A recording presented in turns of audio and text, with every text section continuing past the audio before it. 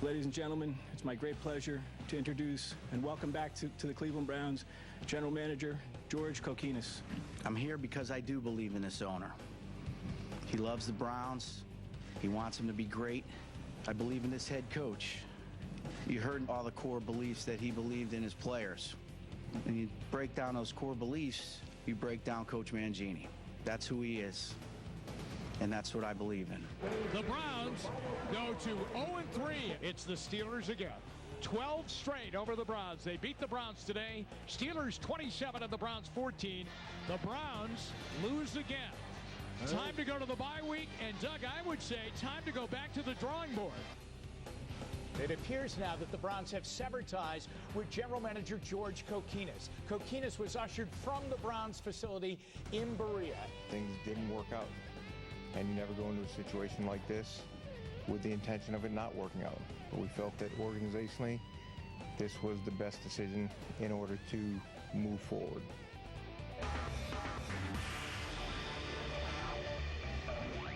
Hello, everybody. Welcome to Lexus Sunday Strategy on the bye week here on SportsTime Ohio. I'm Jim Donovan. The Browns are into the bye week at 1 win, 7 losses, so we do not have a game to break down. We'll be back next week, and we'll break down the Monday night game, which is their next game coming up at Brown Stadium when they take on the Baltimore Ravens. What we are going to do is break down what has happened in this breakdown of the first 8 games of the season for the Browns. To do that, our regular panelist, Sam Rutigliano, joins us. Tony Grossi of the Plain Dealer, fresh off of his interview with Browns owner Randy Lerner, and Doug Dieken, my partner on the Browns radio network. At the beginning of the week, right after the Browns got home from Chicago and around the noon hour on Monday, on the day after that horrible game against the Bears, which ended game number 8, the Browns severed ties with General Manager George Kokinis. He was ushered out of the Berea facility, and he was done as the Browns general manager. So what was strange is you heard at the top of our broadcast here today all of those comments about believing in Eric Mangini. Welcome back to the organization to George Kokinis. That was only in January. We are 8 games into the season. He is out as general manager. Sam, you really very rarely hear of a team firing a general manager 8 games into not only his tenure, but a season. Well, Eric Mangini hired him. He and Mangini had the closest contact, the acquisition of talent in terms of all the people that are here now. There's 25 on the roster, so they brought in more than half together. And apparently something must have happened. But I'll tell you this right now, something that I knew right from the beginning. George Kokinis was not qualified to be the general manager of the Cleveland Browns or any other franchise in the NFL. Which leads to the question, Sam, and a quick follow-up. Was he really the general manager of the Cleveland Browns? No. The reason that Phil hired Romeo Crennel, because he wanted a coach. The reason Mangini hired George Kokinis, because he wanted to select the talent. He views himself as Bill Belichick and Bill Parcells. All right, Tony Grossi, you talked with Browns owner Randy Lerner through email, conducted email through a bunch of questions that you submitted, and then he answered those. He really takes shots at Kokinis and feels that a lot of what has happened, the 1-7 record and what has happened with the personnel, is at his feet.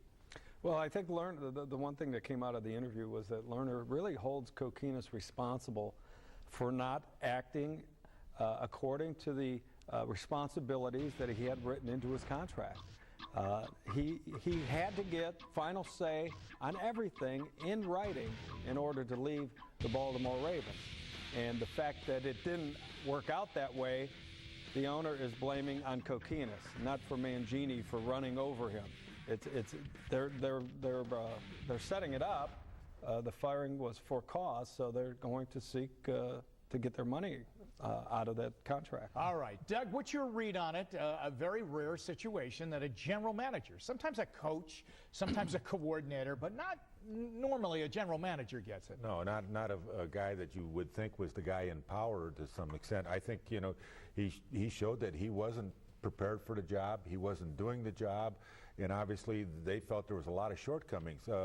what you can lay at his feet and say he actually did, I don't think anybody knows, because we don't know anything that he did do. I mean, he was kind of non-existent. Well, I'll tell you one thing. I mean, when you would bump into George Kokinis at a game, at a practice, Sam, you experienced this out at training camp, and Sam had a background with George Kokinis through the years in the coaching circles and clinics and things like that, speaking engagements with the Baltimore Ravens. You did the chapel, didn't you, at one point? And George was involved in that. George was really afraid if you made eye contact with him, or if visually it appeared, Tony and Doug, that he was going to talk to you. That is very, very, I don't care what you say, that is weird. That's weird. I'm telling you, that's not a guy being shy. That's a weird situation. Well, the thing I don't understand is, George, before he took the job, he was still under the contract with the Baltimore Ravens. He spent over 48 hours in the Browns facility prior to taking the job. And you would think that they would have known a lot about him just by those 48 hours. And so now to say that he wasn't equipped for the job, I mean, somebody's got to be held accountable for the hire. Yeah.